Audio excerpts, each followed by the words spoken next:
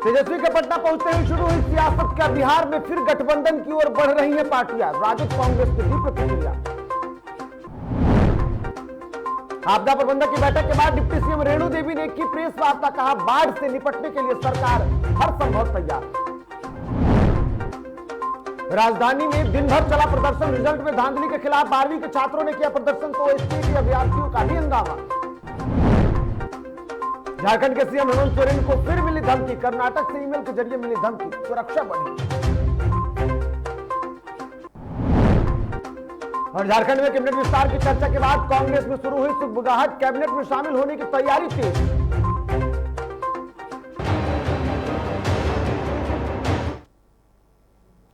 नमस्कार, आप देख रहे हैं डीटीवी भारत और मैं हूं आपके साथ निर्भय किशोर। और खबरों की शुरुआत करेंगे और सबसे पहले बात राजनीतिक जगत की। दरअसल नेता प्रतिपक्ष लंबे वक्त के बाद राजधानी पटना पहुंच गए हैं। जब मीडिया कर्मियों के द्वारा उनसे पूछा गया कि कई दिनों बाद पटना लौटे हैं, तो उनका कहना है कि मैं नेता के साथ साथ एक बेटा भी हूं और कोरोना काल चल रहा था। मुख्यमंत्री जी तो अपने ही प्रभारियों और अपने ही मंत्रियों को घर से बाहर निकलने पर रोक लगा चुके हैं, अनुमति नहीं दे रहे हैं, तो ऐसे में भला बाहर वो कैसे आते।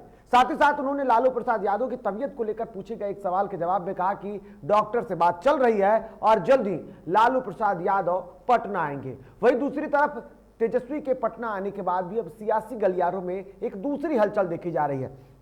दरअसल जिस तरीके से नेता प्रतिपक्ष तेजस्वी यादव लंबे वक्त के बाद पटना पहुंचे हैं और दूसरी तरफ चिराग पासवान और उनके चाचा के बीच चल रही आपसी कलह कहीं ना कहीं एक नई राजनीति को और तरजीह दे रहा है। लोजपा को उन्होंने 2005 में भी तोड़ने की कोशिश की थी, 2010 में भी उन्होंने लोजपा को तोड़ने का प्रयास किया था। और आप सब लोगों को पता है 2010 में जब एक एमएलए एक एमपी नहीं था लोजपा से, तो आदरणीय लालू जी ने रामविलास पासवान जी को राज्यसभा मेंबर बनाया था आरजेडी के कोटे से। और अब चिराग को भाई को ये तय करना है कि बंच ऑफ थॉट के पुर्जे के साथ रहेंगे या संविधान निर्माता जो बाबा साहब अंबेडकर ने जो लिखा है उसका साथ देंगे। इधर नेता प्रतिपक्ष तेजस्वी यादव के पटना पहुंचने के बाद सियासत शुरू हो गई है, जिसको लेकर के बीजेपी और जेडीयू ने आपस में साफ तौर पर नेता प्रतिपक्ष तेजस्वी यादव पर हमला बोला है। जिसको लेकर के बीजेपी प्रदेश अध्यक्ष संजय जायसवाल ने तेजस्वी यादव को पर्यटक बता दिया। तो वहीं बिहार के पूर्व मंत्री और जेडीयू नेता नीरज कुमार ने तेजस्वी को कहा है कि आप सिर्फ मीडिया वालों के दिल में हो सकते हैं, लेकिन मीडिया में जगह पा लेना आसान है, बिहार की जनता के दिलों में जगह पाना आसान नहीं है। और वहां नीतीश कुमार रहते हैं। अपने इलाज कराने दिल्ली गए हैं और वह अपना इलाज करा के फिर शीघ्र वापस। तेजस्वी जी का हमेशा दौरा चलते रहता है। वह अभी दौरे पर आए हैं कुछ दिनों के लिए, उनका बिहार प्रवास है। बिहार में हर बाहर के व्यक्ति का स्वागत है, वैसे ही उनका भी। विपक्ष के नेता माननीय तेजस्वी यादव कोरोना काल में 228 ट्वीट और पूरा लालू परिवार 1319 ट्वीट का और रीट्वीट का गवाह बना। नई दवा इजाद किया कि कोविड संकट से अगर लड़ना है तो ट्वीट के माध्यम से, रीट्वीट के माध्यम से माननीय तेजस्वी यादव जी, माननीय नीतीश कुमार जी का जीवन का हर क्षण बिहार के विकास के लिए, बिहार के लोगों के जीवन की बेहतरी के लिए समर्पित है। अनर्गल बयानबाजी कर करके मीडिया में जगह पा सकते हैं, जनता ने तो आपको रिजेक्ट किया है। इधर लोक जनशक्ति पार्टी के अध्यक्ष चिराग पासवान ने यह संकेत दिए हैं कि बीजेपी से उनका मोह भंग हो गया है। हालांकि वो ये बात जरूर कह रहे हैं कि उनका मोदी से मोह जो है वो भंग नहीं हुआ है। चिराग ने कहा कि अगर हनुमान को राम से मदद मांगने की जरूरत पड़ जाए तो फिर वो हनुमान कैसा और वो राम कैसा। चिराग ने यह भी कहा था कि आने वाले दिनों में गठबंधन का स्वरूप क्या होगा इस पर जल्द फैसला लेंगे। जाहिर है उनके इस बयान के बाद अब कयास लगाने तेज हो गए हैं और ऐसे में चिराग का अलग ठिकाना महागठबंधन होगा। कांग्रेस के प्रदेश अध्यक्ष मदन मोहन झा ने इस पर अपनी प्रतिक्रिया दे दी है। उन्होंने कहा कि कांग्रेस चिराग पासवान के पास नहीं जाएगी, लेकिन अगर चिराग पासवान कांग्रेस के पास आते हैं तो शीर्ष नेतृत्व इस पर विचार करेगा। राजनीति में परहेज कुछ लोग को छोड़ के ज्यादा लोग से नहीं रहती है। हम लोग को कुछ जो फोर्स है उनसे तो जरूर है, लेकिन चिराग पासवान जी का जो अभी मामला है, वो बिहार विधानसभा के चुनाव में उनको किन लोग ने नीतीश कुमार जी के खिलाफ उपयोग किया, ये बात वो जानते हैं। और आज जब उन पर दूसरे तरफ से हमला हुआ तो उन्हें बचाने का प्रयास नहीं कर रहे हैं। ये तो चिराग पासवान जी को निर्णय लेना होगा जो क्या करेंगे। ये नहीं है कि हम लोग जाएंगे आगे बढ़ के। चिराग पासवान जी को जब आवश्यकता महसूस होगी हमारे नेता की, तो उनसे बात करेंगे। इधर पटना में डिप्टी सीएम रेणु देवी ने प्रेस कॉन्फ्रेंस की। इस दौरान उन्होंने सूबे में बाढ़ की स्थितियों को लेकर जानकारी दी। रेणु देवी ने बताया कि नेपाल से 4,12,006 क्यूसेक पानी छोड़ा गया। वहीं उन्होंने आगे कहा कि अत्यधिक बारिश के कारण सूबे के 4 जिले पश्चिमी चंपारण, पूर्वी चंपारण, गोपालगंज और सारण में बाढ़ आई, जिसको लेकर के मौके पर एनडीआरएफ और एसडीआरएफ की टीम भी मौजूद रही। आपको बता दूं कि आपदा प्रबंधक विभाग की बैठक के बाद साफ तौर पर प्रेस कॉन्फ्रेंस के दौरान उन्होंने ये बातें कही और कहा कि आने वाले दिनों में बाढ़ से लड़ने के लिए बिहार सरकार पूरी तरीके से तैयार है। भगवान नगर स्तर पे जो लोग बसे हुए थे उनको भी ऊपर जगह देने का काम या हर तरह के बसाने का काम करता है। और जितना काम अगर हुआ है, आप कभी सब लोग जाके उधर देखिए कि कितने आप पे काम हुए हैं कि बाढ़ से बचाया जा सके। कितना निर्माण हम लोगों ने पत्थर लेके जो बांध का निर्माण कराया है कि उधर से पानी ना आए, लोग बच सके। बिहार सरकार का जितना आपदा विभाग नहीं है कि बाढ़ है, आप तो कहते हैं कि भगवान नगर की बाढ़ है, क्यों बाढ़ में पैसा वेस्ट होगा। हम उसकी तैयारी पूरी करते हैं, लेकिन जो आपदा आता है आपदा कह के तो नहीं आता है। इधर सरकार ने बिहार नगरपालिका अधिनियम 2007 के कई प्रावधानों में बदलाव किया है। 31 मार्च को ही इससे संबंधित गजट प्रकाशन हुआ था, लेकिन इस पर पार्षदों ने कहा कि सरकार एक एक करके सभी अधिकार छीन रही है। संविधान के 74वें संशोधन के तहत स्थानीय निकाय को पूर्ण स्वतंत्रता देने की बात कही गई थी, लेकिन इसके विपरीत सरकार निकायों की शक्तियों को कम कर रही है। इसे लेकर मेयरों ने सरकार के खिलाफ मोर्चा खोल दिया है और कहा है कि जरूरत पड़ी तो वो कोर्ट भी जाएंगे। नगर पालिका एक स्वतंत्र संस्था है और राज्य सरकार इसके सारे अधिकारों को समाप्त कर खुद नगर पालिका चलाना चाहती है, जो काफी दुखद है। नगर पालिका की स्वतंत्रता के लिए अंतिम दम तक लड़ाई लड़ती रहूंगी। तो आपको क्या लगता है मैडम कि आपका जो अधिकार था उस अधिकार में कटौती की गई है सरकार के द्वारा? जी, और आप जो हम विरोध कर रहे हैं? हाँ, सब हम लोग सब मिलकर। इधर राजधानी पटना में बीएससीबी गेट पर छात्रों ने जोरदार प्रदर्शन किया। प्रदर्शन कर रहे छात्रों का आरोप था कि सरकार ने कंपार्टमेंटल वाले छात्रों को, जिनका 2 सब्जेक्ट में क्रॉस लगा हुआ था, उनको बिना एग्जाम लिए पास कर देने का भरोसा दिया था। लेकिन कई ऐसे छात्र और छात्राएं हैं जिनको सिर्फ प्रैक्टिकल में क्रॉस लगा है और उनको फेल कर दिया गया है। और कई ऐसे भी छात्र थे जिनका 2 सब्जेक्ट में क्रॉस लगा है और उनको भी फेल पहले से कर दिया गया था और अब एक बार फिर से उनको फेल कर दिया गया है। छात्रों का आरोप है कि सरकार ने उनके साथ भेदभाव किया है। वहीं करीब 4 घंटे के प्रदर्शन के बाद कुछ छात्राओं को अंदर बातचीत करने के लिए बुलाया गया। वहीं जब छात्र बातचीत करके बाहर आए तो उनका कहना था कि उनको अंदर आश्वासन दिया गया है कि जिन बच्चों का प्रैक्टिकल में क्रॉस लगा है और जिन्हें फेल किया गया है उनके लिए एक कमेटी का गठन किया जाएगा और उन बच्चों को पास कर दिया जाएगा।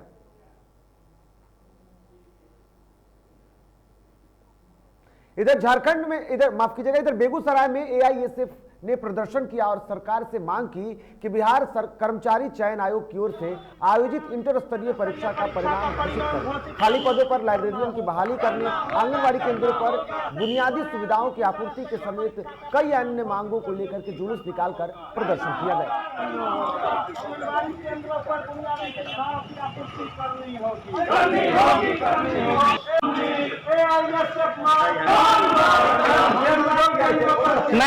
बिहार कर्मचारी चयन आयोग के द्वारा 2014 में एक वैकेंसी निकाली गई थी। 2017 में उसका एग्जाम लिया गया था, पर प्रश्न पत्र लीक होने के कारण दोबारा 2019 में एग्जाम लिया गया और प्रथम चरण के एग्जाम के बाद 2020 में उसके द्वितीय चरण का एग्जाम लिया गया। पर अब 2021 के 6 महीने से अधिक बीत जाने के बाद भी उसका रिजल्ट अभी तक नहीं दिया गया है। आज हमारा संगठन इस मामले को लेकर पूरे बिहार भर में आंदोलन कर रहा है और मांग कर रहा है कि बिहार कर्मचारी चयन आयोग के द्वारा जो इंटर स्तरीय परीक्षा ली गई है उसका परिणाम घोषित कर। इधर बगहा से एक वीडियो सामने आया है जिससे देखकर कोई हंस रहा है तो कोई सवाल पूछ रहा है कि जब पुलिस की गाड़ी का ये हाल है तो आम जनता का क्या हाल होगा।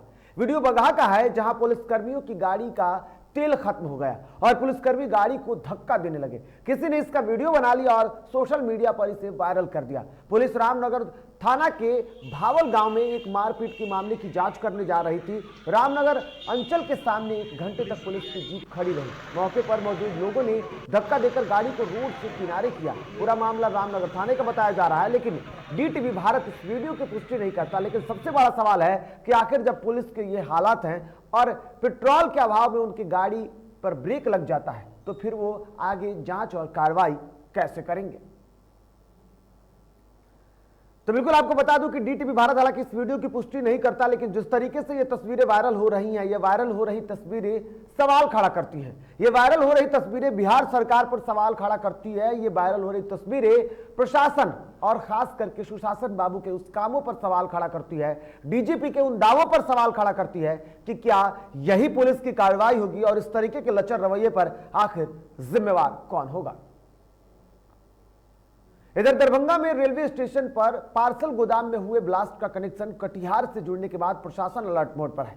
हालांकि इस मामले को लेकर के कटिहार कनेक्शन पर कोई भी अधिकारी कुछ कहने से फिलहाल तैयार नहीं है, मगर सिविल प्रशासन के साथ साथ रेल प्रशासन भी इस मामले पर काफी सजग दिख रहा है। कटिहार ADRM ने कहा कि कटिहार रेल प्रशासन पूरी तरीके से मुस्तैद है और मामले की जांच की जा रही है।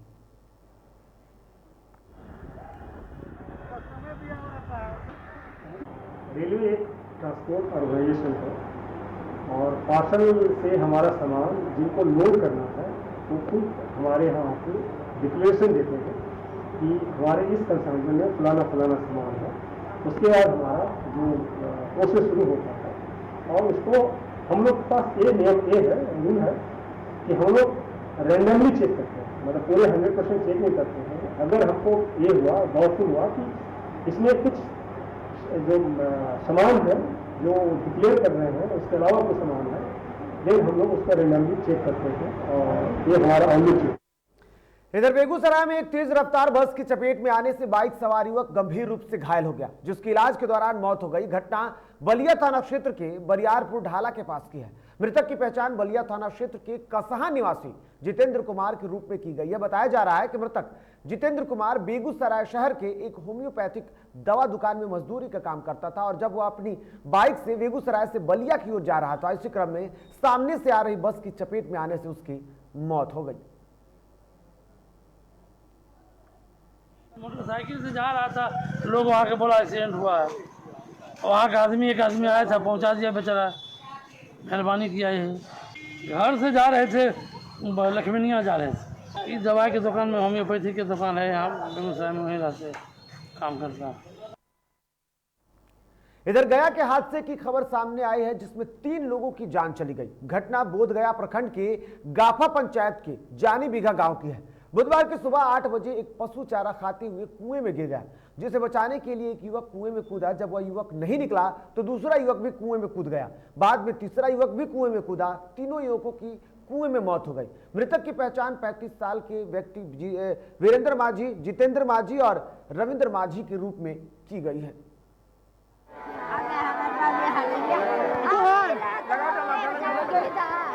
सुअर का बच्चा कुआं में गिर गया था और गिरने के ऐसे लोग देखा ना तो दूसरा आदमी उसको निकालने के लिए कुआं में छलांग लगा दिया। फिर वो कुआं से नहीं निकला तो फिर दूसरा भी लगा दिया। उसके बाद में तीसरा भी लगा दिया। और ग्रामीण मिल करके जब हल्ला हुआ ना, ग्रामीण मिल करके तब इसको झग्गर से कुआं से निकाला गया। आज यहाँ पर अभी कहाँ भेजा जा रहा है? अभी ये मगध मेडिकल भेजा जा रहा है। बिहार के जिले में पिछले दिनों हुई बारिश में त्राहिमाम मची है। रहोई प्रखंड के मथुरापुर गांव समेत आसपास के कई गांवों में पानी डूब चुके हैं। पंचानी नदी का तटबंध टूट गया और गांव जलमग्न हो गया। लगभग 6 से ज्यादा गांवों में पानी घुस गया। कुछ लोग छत पर तो कुछ लोग सरकारी स्कूल और भवन में शरण लेने को मजबूर हो गए। सबसे बड़ी बात यह रही कि गांव की ये तस्वीर कहीं और की नहीं बल्कि सूबे के सीएम नीतीश कुमार के गृह जिला नालंदा की है। चिराग तले अंधेरे की कहावत को चरितार्थ करती हुई तस्वीर इस गांव की स्थिति को बयां कर रही है। तो बिल्कुल आपको बता दूं कि सीएम नीतीश कुमार के गृह जिले की यह तस्वीर है और किस तरीके से यहां पर बाढ़ के हालात हो गए हैं। कुछ दिन लगातार हुई बारिश के बाद अब इस गांव की स्थिति खराब हो गई है। तक ले लेना है, देखिए सर कुछ इनके कान ले हैं कैसे और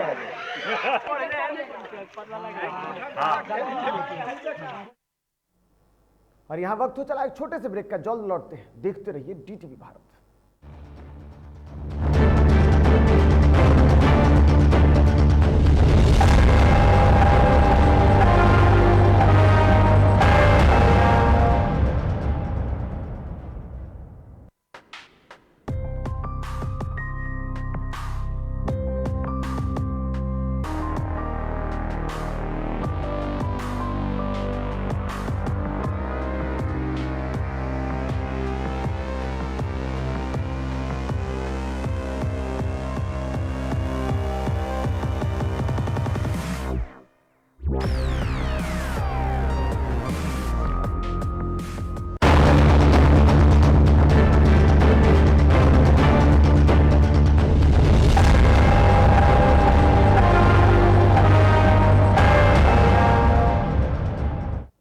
और ब्रेक के बाद एक बार फिर से आप सभी का स्वागत है। तो बढ़ेंगे आगे और अब बात करेंगे आगे की, यानी कि बिहार थाना अंतर्गत इमादपुर मोहल्ले में मक्के के खेत में अधेड़ का शव मिलने से इलाके में सनसनी फैल गई। सूचना मिलने पर पहुंची नगर थाना पुलिस ने शव को कब्जे में लेकर पोस्टमार्टम के लिए सदर अस्पताल भेज दिया और मामले की जांच में जुट गई। स्थानीय लोगों की माने तो बदमाशों ने गला रेत कर हत्या करने के बाद शव को फेंक दिया था। मृतक की पहचान अभी नहीं हो सकी थी, हालांकि घटनास्थल पर एक ब्लेड का टुकड़ा भी बरामद किया गया है। खेती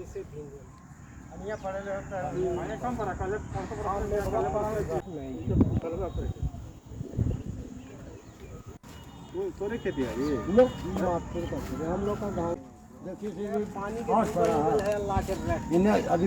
के रास्ता ना। इधर मुंगेर से जहां हाई कोर्ट के आदेश के बाद दुर्गा विसर्जन के दौरान हुई गोलीबारी में मारे गए युवक के परिजनों को 10 लाख रुपए का मुआवजा दिया गया है। मुंगेर के डीएम नवीन कुमार ने मृतक के पिता को अनुशंसा पत्र सौंपा। हालांकि मृतक के पिता ने कहा कि मुझे अब तक न्याय नहीं मिला है, जब तक दोषियों को सजा नहीं मिलेगी मुझे न्याय नहीं मिलेगा। आपको बता दूं कि इस मामले को लेकर के पटना हाईकोर्ट भी लगातार संज्ञान में ले रहा था और अब तक पैसे नहीं लेने को लेकर के सरकार से जल्द मुआवजा देने की भी बात की थी।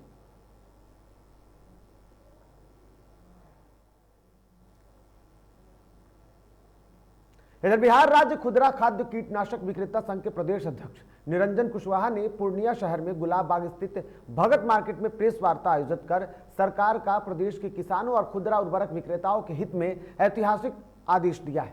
साथ ही साथ इसके बिहार में खाद्य की कालाबाजारी रोकने के भी गुण बताए। उन्होंने कहा कि इससे पूर्णिया किसानों अधिकारों को केवल खुदरा उर्वरक विक्रेता को दोषी नजर आते थे। उन्होंने सरकार से अपील किया कि चूंकि खुदरा उर्वरक विक्रेता किसानों से सीधे जुड़े होते हैं, इसलिए सरकार उर्वरक कंपनी से सीधा खुदरा उर्वरक विक्रेताओं एवं पैक्स को खाद बिलिंग करने का आदेश देना चाहिए, जिससे कालाबाजारी पूर्ण रूप से खत्म हो जाए।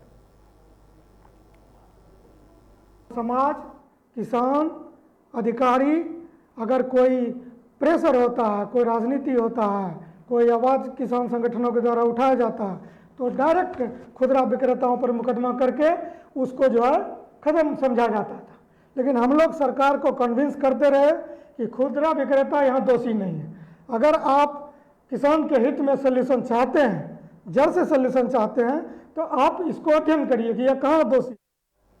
मुख्यमंत्री नीतीश कुमार जहां नशा मुक्ति बिहार बनाना चाहते हैं, वहीं दूसरी तरफ उनके सपने को तार तार करने के लिए यहां के शराब तस्कर लगे हुए हैं। ताजा मामला लोदीपुर थाना क्षेत्र का है, जहां गुप्त सूचना के आधार पर पुलिस ने थाने से महज 100 मीटर की दूरी पर एक टेम्पो से भारी मात्रा में विदेशी शराब बरामद किया है। पुलिस को देखते ही टेम्पो चालक फरार हो गया, जिसकी तलाशी ली गई तो शराब बरामद हुआ।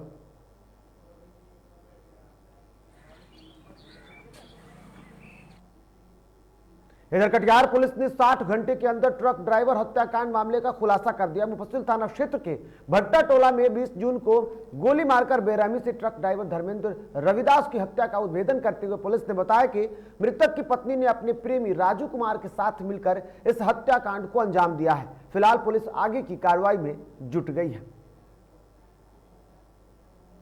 इस पूरी घटनाक्रम में मृतक धर्मेंद्र रविदास की पत्नी संजुला देवी की भूमिका है।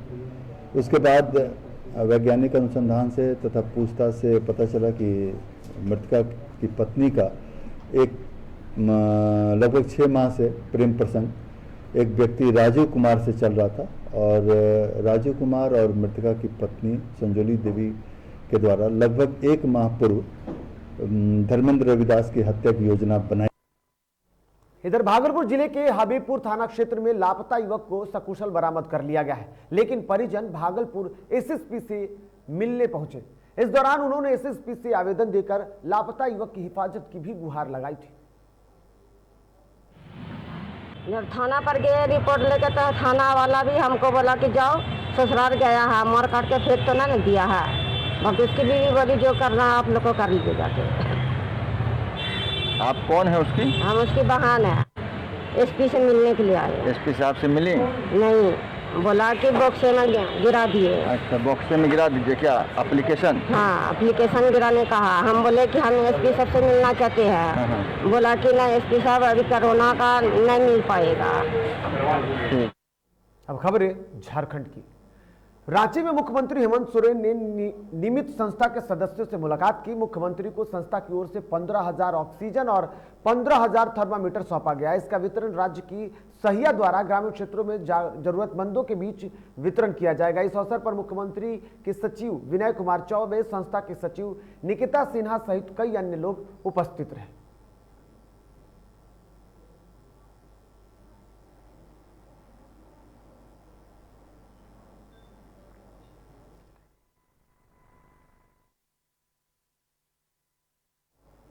झारखंड में लागू स्वास्थ्य सुरक्षा सप्ताह को सरकार ने 1 जुलाई की सुबह 6 बजे तक बढ़ा दिया है।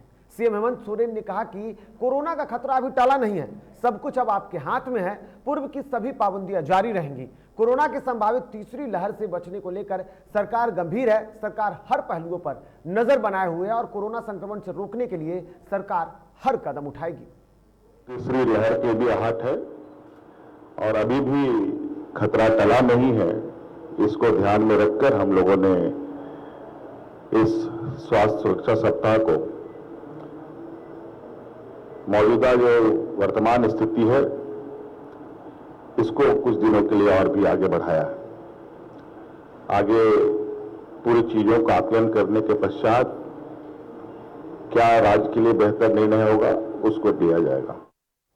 इधर झारखंड में हेमंत सोरेन के मंत्रिमंडल में फेरबदल की खबरों के बीच अब झारखंड की कांग्रेस पार्टी में संकट गहराता दिख रहा है। राज्य सरकार से नाराज चल रहे कांग्रेस के 4 विधायकों ने दिल्ली में कांग्रेस के राष्ट्रीय महासचिव केसी वेणुगोपाल से मुलाकात की। झारखंड में हेमंत सोरेन कैबिनेट में एक मंत्री पद को लेकर कवायद चल रही है। इस वजह से सीएम खुद कांग्रेस अध्यक्ष सोनिया गांधी और राहुल गांधी समेत कई नेताओं से मिल चुके हैं, जबकि झारखंड कांग्रेस प्रमुख भी दिल्ली का चक्कर लगा कर लौट चुके हैं। कांग्रेस के 4 विधायक इरफान अंसारी, उमाशंकर अकेला, राजेश कच्छप और ममता देवी दिल्ली पहुंचे और चारों विधायकों ने दिल्ली में कांग्रेस के राष्ट्रीय महासचिव से मुलाकात करने के साथ ही साथ इरफान अंसारी ने खुद इसकी जानकारी ट्वीट करके दिया और उन्होंने कहा कि वो कांग्रेस के केंद्रीय महासचिव के अलावा और भी बड़े लोगों से मिल सकते हैं और राजनीतिक चर्चा भी करेंगे।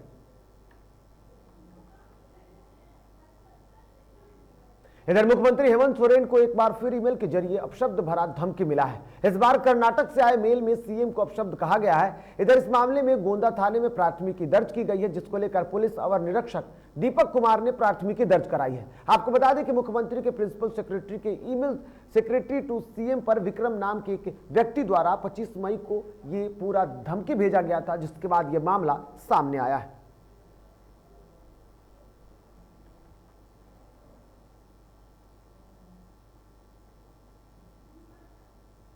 इधर गुमला में शिक्षा मंत्री सह मांडर विधायक बंधु तिर्की ने चैनपुर डुमरी की सीमा से सटे सरना धर्म समाज के तीर्थस्थली सीरा सीता धाम का निरीक्षण किया। इस दौरान पर्यटक विभाग के द्वारा किए जा रहे कई योजनाओं का भी उन्होंने जायजा लिया। का प्रचिंतन, आस्था और विश्वास का केंद्र सीरा सीता को पर्यटन स्थल के रूप में विकसित करने के लिए राज्य सरकार के द्वारा 4,21,72,000 की राशि शुरू कर दी, सैंक्शन स्वीकृति दे दी गई है और इसके लिए जो प्रक्रिया तो खबरों के सफर में फिलहाल इतना ही। ताजा तरीन खबरों के लिए आप देखते रहिए DTV भारत। फिलहाल मुझे दीजिए इजाजत, नमस्कार।